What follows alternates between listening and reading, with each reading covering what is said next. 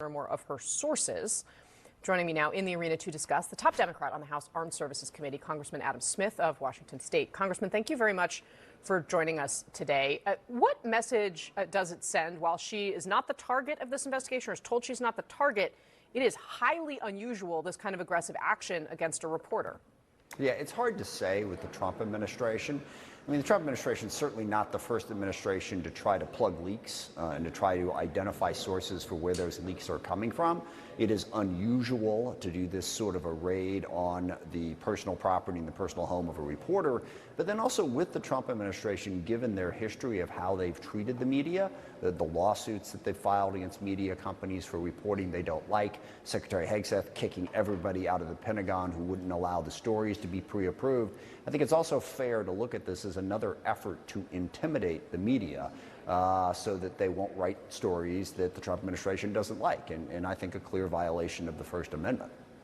So as this is playing out here in the U.S., we see in Iran anti-regime protesters out in the streets now. This started last month, and we have the president out there today. He says that he has been assured on good authority that there will be no executions, although he says we'll see. What is your understanding? I know you you've been briefed on all of this.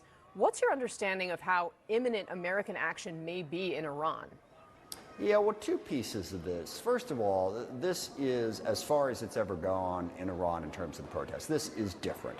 There have been many protests against this regime over the years. This has risen to a level that a lot of people, experts that I've talked to before, who would say, yeah, but the regime's not really in trouble. I think there's a genuine feeling out there that the regime is in trouble. Now, it may not necessarily reach that point, but it's closer than it's ever been. And then if you follow the pattern of what President Trump has done in his second term, it was different in the first term, but on the first time, we bombed Iran. On the brief 3-month war against Yemen, on the removal of Maduro in Venezuela, Trump, when he usually starts talking about this and then specifically threatening, he follows through and does something. So I think it's reasonable to assume that sometime in the next several days to 1 week, President Trump will do some sort of military action in Iran. I think that is at least a 50-50 possibility at this point, given that pattern. How far do you think he may go? I don't know. I mean, you can look at some targets to sort of target the Iranian regime's internal security, the people who are trying to put down the protesters. But I either don't know or can't talk about how much fidelity we have. Are there available targets that would make sense there that wouldn't risk the civilian population? And the other big risk is if the U.S. does this, it runs the risk of giving the Iranian administration, the regime, an excuse to say, look, we always told you that it was the U.S., it was these outside agitators who were trying to take down our country. And as unhappy as the Iranian people are with their current regime, they're equally unhappy with foreign, usually Western powers, thinking they can dictate affairs in Iran. So there's a risk that a military action by President Trump would actually undermine the effort to change the regime. What do you think we should do? Yeah, I don't think we should get involved militarily. I think engaging regime change, dragging ourselves into a war in the Middle East, another war in the Middle East, is incredibly dangerous, an expense that the U.S. shouldn't engage in, and an enormous risk with, as I said, uncertain outcomes. I mean, part of what President Trump ran on was the idea that we're done trying to fix all the world's problems. Now, President Trump had different reasons for saying that, but I tend to agree with the sentiment because we don't really have the ability to do that. It winds up costing a lot and not getting the results that we wanted. We saw that in Afghanistan, we saw it in Iraq, we saw it in Libya.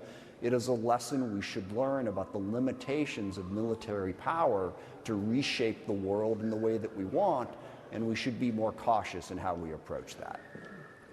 If this is the most available opportunity that there has been for this regime to fall, as you alluded to at the top of this, is there a world where you could see it being in the U.S. interest for us to encourage the Ayatollah off the stage?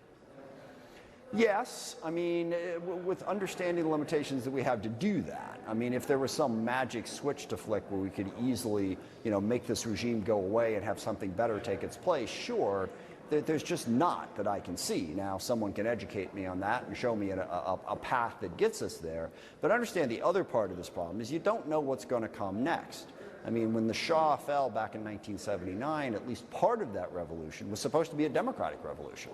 There were people who were rising up against the Shah because they wanted greater freedom and greater democracy. They didn't win the power struggle that followed. And there's no guarantee how this would turn out either. It could turn into, or like Libya. You know, Gaddafi went away and we wound up with, what are we into now, like 14, 15 years of a civil war at this point. So that unpredictability should guide our thinking, I believe. So, sir, I'm out of time, but I really do want to ask you briefly. You've said this president threatens and then he does. Is that going to happen with Greenland? I'm worried about it. I mean, I have not gotten a full readout of the meetings today. I've been busy with other things, but I've read the headlines that say it didn't go well. And I think the other part of this that I should have mentioned is Trump is feeling emboldened. He doesn't pay attention to off-year elections or the fact that his poll numbers are going down and Republicans are losing. He bombed Iran and nobody stopped him. He took Maduro and nobody stopped him. I think he is feeling emboldened in a way that is a fundamental threat, well, to the rule of law in our Constitution. So no, I would not put it past him deciding to, I don't know, well, I'm not going to say that, but do some sort of military operation. Oh, come on, say it.